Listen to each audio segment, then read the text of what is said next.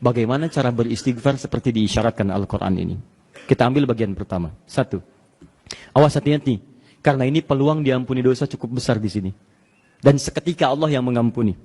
Seketika Allah langsung yang mengampuni. Jadi ada orang yang ketika istighfar di waktu sahar, seketika diampuni oleh Allah Subhanahu wa taala. Bagaimana caranya? Mari kita lihat. 1. Istighfar berarti permohonan ampunan.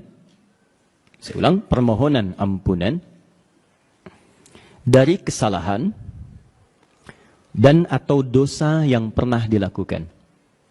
Dari kesalahan dan atau dosa yang pernah dilakukan. Tahan. Sebentar, angkat penanya. Angkat penanya, tahan sebentar. Maksud dari kalimat ini, maksudnya, kalau Anda beristighfar, memohon ampun dari kesalahan atau dosa, jangan sekedar kalimat itu keluar di lisan. Hanya formalitas, ya Allah ampuni saya, ampuni saya. Setiap kalimat yang disampaikan dalam Al-Quran, ingat baik-baik, ataupun dalam hadis, itu selalu diistilahkan dengan zikir namanya. Zikir. Ingat baik-baik ya, setiap kalimat kebaikan yang diungkapkan di lisan, itu selalu diistilahkan oleh Quran dengan zikir. Misal, tadi yang astagfirullah, subhanallah, alhamdulillah, yang kita kerjakan ba'da salat, kita kan ba'da salat kita kerjakan astagfirullah kan, istighfar kan? Baik ya, di hadis Muslim, nomor hadis 591. Ya, Nabi kemudian mengucapkan astagfirullah, astagfirullah, astagfirullah. Allahumma antas salam, minkas salam, tabarakta ya dzal jalali wal ikram. Di hadis Muslim nomor hadis 593 kemudian mengatakan la ilaha illallah wahdahu la syarika lah, lahul mulku wal hamdu wa huwa ala kulli syai'in qadir. Baru setelah itu subhanallah, alhamdulillah, Allahu akbar. Zikir ini disebut zikir di Quran. Di Quran surah keempat ayat 103. Paling kanan sebelah atas, agak sedikit ke tengah. Lihat kalimatnya. Fa idza qadaitumus sholata fadhkurullaha. Kalau Anda tuntas mengerjakan salat, segeralah berzikir kepada Allah Subhanahu wa taala. Nah, apa itu zikir? Zikir itu bukan sekedar kalimat yang diungkapkan. Tapi zikir secara bahasa saja sudah mengandung arti sesuatu yang teringat. Sesuatu yang dirasakan. Ingat dan dirasakan. Di ketika Anda beristighfar, tadi ingat baik-baik. Ingat kesalahan, dosa yang dilakukan. Minta ampun atas kesalahan dan dosa yang dilakukan. Kalimatnya disebut dengan zikir. Zikir berarti ingat dan merasakan. Jadi begitu Anda mengatakan, ya Allah astagfirullah, ampuni saya. Anda minta ampun, berarti ada dosa yang dikerjakan. Ingat dosa apa yang Anda lakukan sampai Anda mengatakan ampuni saya. Lu rasakan itu. Misal, ya maaf. Ini kebiasaan Nabi sebelum tidur, mengevaluasi diri. Dari bangun tadi sampai tidur sekarang, saya melakukan kesalahan apa? Nabi yang maksum saja, terjaga dari dosa, itu sampai mengoreksi diri. Sampai istighfar minimal 70 kali sebelum tidur. Nah, kalau Anda mau tenang hidupnya, nyaman, enak, itu bisa dikerjakan. Di sebelum tidur cek, tadi saya kemana aja nih? Dari rumah dulu nih. Oh tadi saya salah ini nih, saya salah sama istri saya nih. Saya salah sama anak saya. Di kantor saya keliru, di jalan saya keliru ini. Jadi begitu Anda bangun dari tidur, diberi kesempatan hidup lagi, Anda ibadah, lalu Anda istighfar pas sholat tahajud tadi, Anda ingat, ya Allah, saya salah sama ibu saya. Astagfirullah, astagfirullah. Rasakan ibu kok melahirkan saya, mengandung saya, memberikan saya yang terbaik. Kok saya bisa melakukan hal yang tidak baik pada ibu saya? Ampuni saya ya Allah, ampuni saya ya Allah. Saya berjanji akan lebih baik lagi hari ini. Ya Allah saya salah ya Allah, hari ini saya terlambat menunaikan sholat, saya ketinggalan sholat sunnah. Engkau berikan kesempatan hidup saat ini, berikan saya bimbingan untuk tidak mengulanginya lagi ya Allah. Saya takut diwafatkan saat saya terlambat mengerjakan sholat. Astagfirullah, astagfirullah. Itu yang membuat istighfar Anda bermakna. Ini bukan cuma di lisan. Ini begitu Anda istighfar, itu enak Pak. Di keheningan malam. Saat tidak banyak suara bising. Dan Anda menyadari kesalahan Anda pada saat itu. Begitu air mata Anda jatuh, tumpah saat itu. Kemudian kalimat yang Anda rasakan seketika ampunan dari Allah itu turun kepada Anda semua. Itu yang pertama mesti Anda lakukan. Jadi begitu selesai tahajud, ingat-ingat, perbanyak istighfar. Ya, itu poin yang pertama. Dan itu disebut di surah Ali Imran, yang tadi saya sampaikan ayatnya, sebagai orang yang mendapatkan ridwan, keridhaan dari Allah Subhanahu wa taala di samping surganya. Time. 2. Saya agak cepat. Istighfar ini bisa juga dilakukan dalam konteks bersama-sama sebagai nuansa introspeksi anggota keluarga. Dari mana taunya? Ayo kita lihat. Lihat kalimatnya. Wabil ashari hum yastaghfirun. Di waktu-waktu sahar itu mereka. Kalau mereka itu satu orang, dua orang. Jama' banyak. Mereka beristighfar. Lantas sekarang lihat bagaimana Nabi SAW menunaikan sholat malamnya. Apakah Nabi sholat sendirian? Soleh sendirian? Tidak. Saat bangun, beliau bangunkan istrinya.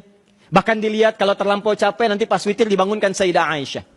Ali menantunya radhiyallahu ta'ala anhu dibangunkan. Fatimah dibangunkan. Bangun, bangun, bangun, bangun. Pasca tahajud, koreksi diri. Koreksi diri, koreksi diri. Istighfar, istighfar. Bahkan nanti saat doa, saya nanti berikan di hadis Abu Daud, nomor hadis 1427, riwayat yang meriwayatkan langsung menantu Nabi SAW. Sahabat Ali bin Abi Thalib radhiyallahu ta'ala anhu. Nanti kita lihat kalimatnya. Tapi yang mau saya sampaikan, ini bisa kita terapkan dalam kehidupan. Saya katakan pada Anda, kalau Anda praktekkan ini di keluarga, demi Allah saya katakan, tenang kehidupan keluarga. Minimal hari itu enak hidupnya. Bagaimana caranya? Setelah Anda sholat, bangunkan istri, anak yang sudah mampu malamnya. Sholat, mau berjamaah silahkan untuk latihan. Kalau sudah paham masing-masing silahkan. Setelah itu duduk satu ruangan. Masih dalam suasana di kamar. Tenang. Hum, mereka istighfar. Bermohon ampunan kepada Allah dengan sama-sama mengoreksi diri. Lihat sini. Mulai dari ayahnya. Pada istrinya, pada anaknya. Ma, anak-anak. Ini adalah malam kita bisa bangun, alhamdulillah. Tapi kita tidak tahu apakah hari ini adalah hari awal kita hidup atau hari kembali kepada Allah Subhanahu wa ta'ala. Papa mohon maaf kalau selama ini Papa berbuat banyak kesalahan. Belum jadi suami yang baik, belum jadi ayah yang mulia bagi kalian. Kalau Papa diwafatkan di hari ini, mohon saksikan bahwa hari ini Papa ingin berubah jadi lebih baik. Ya Allah, ampuni dosa saya ya Allah. Kalau semenjak jadi ayah sampai hari ini belum jadi ayah yang baik. Kurangi hisab saya ya Allah. Kalau anak saya memiliki dosa sampai hari ini karena peran saya di dalamnya. Ampuni dosa saya ya Allah. Kalau istri saya bermaksiat ternyata ada pengaruh saya di dalamnya. Saya mohon ampun padamu ya Allah. Di depan keluarga saya. Istri Anda mengatakan, Pak, Mama juga mohon maaf. Kalau belum jadi istri yang soleha. Belum jadi ibu yang baik bagi kalian. Anak-anak mohon maaf ya. Ya Allah, ampuni saya ya Allah. Saya belum jadi istri yang baik. Saya belum jadi ibu yang baik. Maafkan saya kalau anak saya lalai dari ibadah kepadamu karena peran saya ya Rabb. Mohon kurangi hisab saya di akhirat ya Allah. Dengan permohonan ampun yang saya mohonkan saat ini. Tiba-tiba anak Anda mengatakan, Pak, Ma, maafkan kami, Ma. Pak, belum jadi anak yang baik. Belum bisa menghafal Quran. Belum bisa memberikan mahkota seperti teman kami yang lain.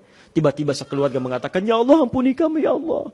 Ya Allah, maafkan kami, Ya Allah. Ya Allah, ampuni kami, Ya Allah. Begitu Anda mengatakan itu semua satu keluarga, keberkahan dan ampunan diturunkan untuk satu keluarga itu.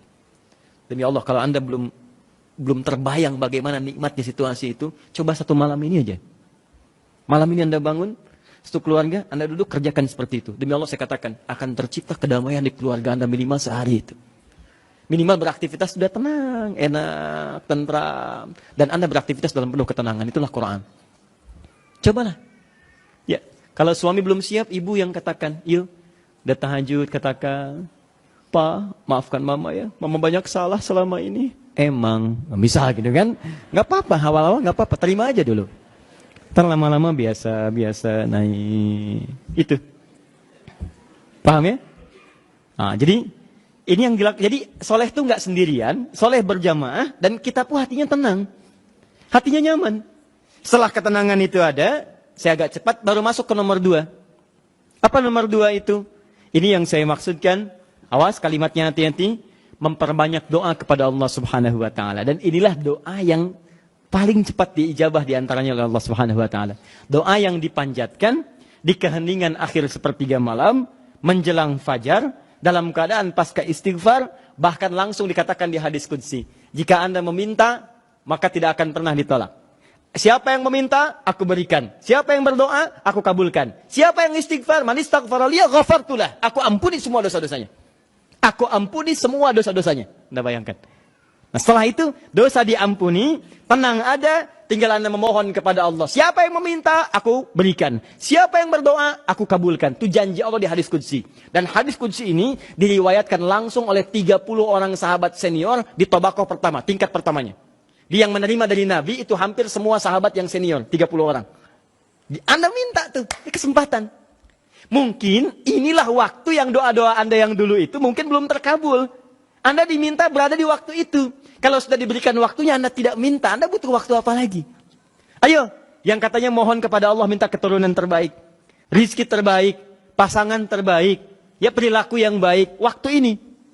Nah, apa doa di antara yang dimohonkan? Ini saya tunjukkan, ada di Abu Daud, boleh dicatat kalau mau. Nomor hadis 1427. Kemudian di At-Tirmidzi, nomor hadis 3566.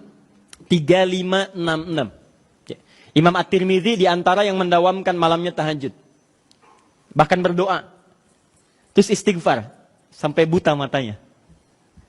Ya, orang bertanya, Syekh lima hakadha, kenapa Anda masih seperti ini? Beliau imam besar, ahli tahajud, ahli Quran, menulis juga Al-Jami' As-Sahih, ya dikenal dengan Sunan At-Tirmidzi, ahli hadis juga, tapi di akhir hidupnya banyak menangis sampai buta matanya. Ditanya kenapa sampai begini? Kata beliau, saya khawatir dan takut ketika diwafatkan dan menghadap kepada Allah belum cukup bekal saya dipandang oleh Allah Subhanahu wa taala.